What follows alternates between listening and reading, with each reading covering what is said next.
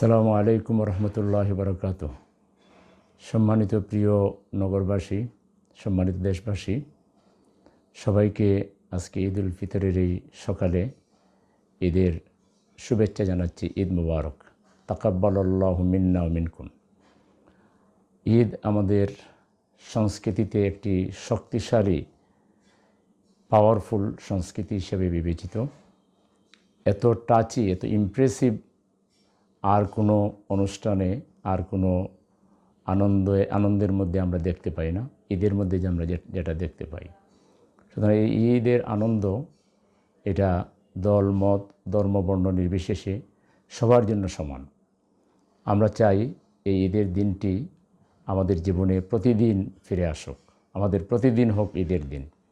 আমরা সবাই ভ্রাতৃত্বের বন্ধনে, সৌহার্দ্যের বন্ধনে, সম্প্রীতির বন্ধনে সবাই বসবাস করি এবং সমস্ত মলিনতা, আবিলতা, কুসংস্কার এবং সমস্ত ভেদাভেদ ভুলে গিয়ে সৃষ্টির সেরা জীব মানুষ হিসাবে আমরা হাতে হাত রেখে, কাঁধে কাঁধ মিলিয়ে আমাদের দেশকে, আমাদের নগরকে, আমাদের সমাজকে আমরা গড়ে তুলি। সবাইকে ঈদ উল ফিতরের এই আনন্দঘন মুহূর্তে আমি আন্তরিকভাবে সালাম এবং শুভেচ্ছা জানাচ্ছি। আবারও সবাইকে ঈদ মুবারক। আসসালামু আলাইকুম রহমতুল্লাহি ওয়া বারাকাতুহু।